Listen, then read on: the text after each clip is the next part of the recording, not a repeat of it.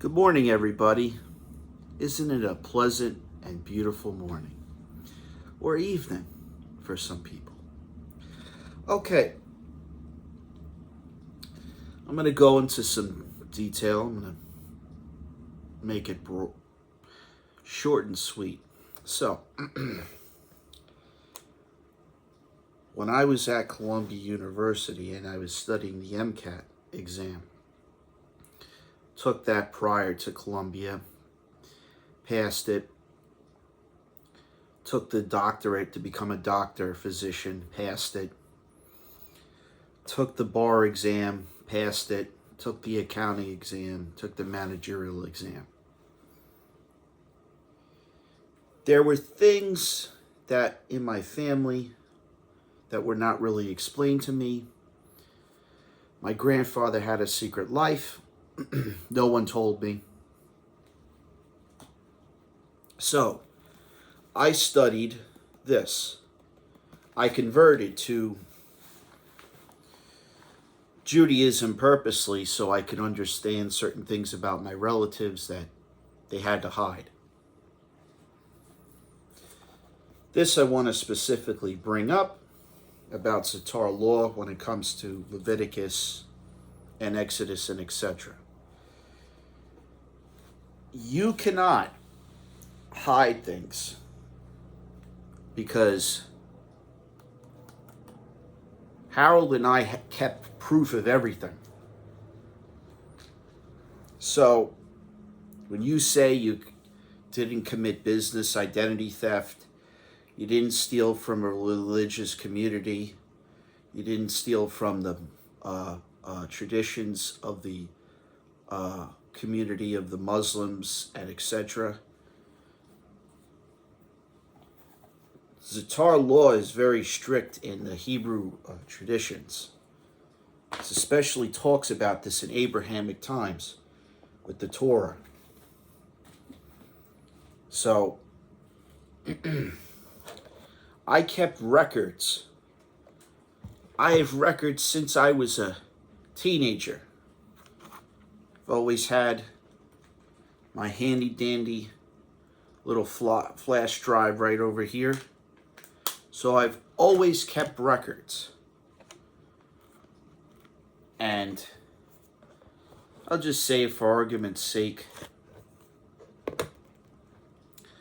I'm not going to mention her name, but her nickname was Victoria.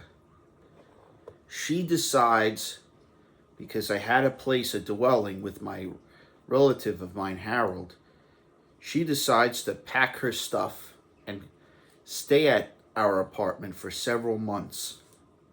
So, because I take all this stuff seriously, and I think that omens and curses are very, very serious things, under Zatar law, when you try and kill people, or you try and threaten people, or try and bully people, it's inappropriate.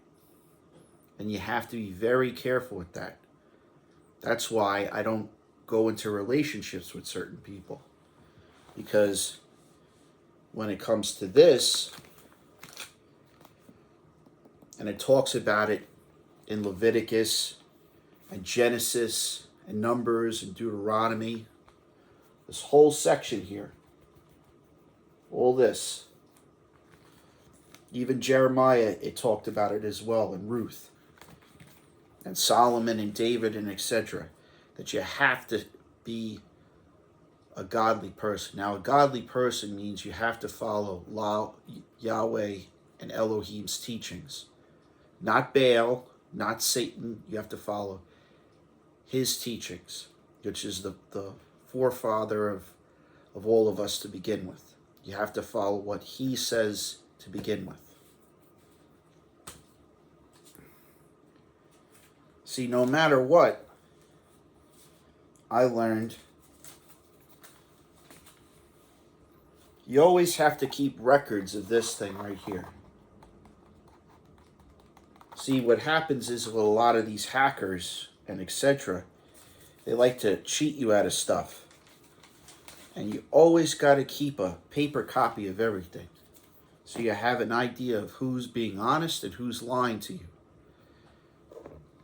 See, when I had this phone to begin with, I didn't steal from people or cheat people out of money. And religious people, they take it very seriously when you do that behavior.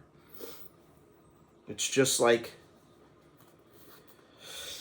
my grandfather, who's Mr. Professor Trump, or John George Trump, my grandfather, who had to live a life that he never explained to his grandkids, which I was his grandson at the time, and he lived a double life, which no one ever told me. But you can't lie to people or make up a story.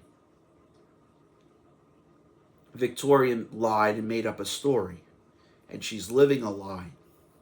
Now, ultimately, it's going to catch up on her because she's going to need to start explaining to the Federal Bureau of Investigation, the police department, why you have multiple identities to begin with. You can't lie when there's evidence, and you have to be honest. You can't steal from people that are very, very sick in the head, because they'll go after you and they'll go after your family, and they don't care. You didn't steal from me. You stole from my relatives, and they're sick in the head. They're not sick in the head in that sense. You stole funds that belong to certain people, and they don't like it. So this is just a warning to you guys, so you're at least aware that my relatives do not play games in that stuff. So thank you guys. Have a good day.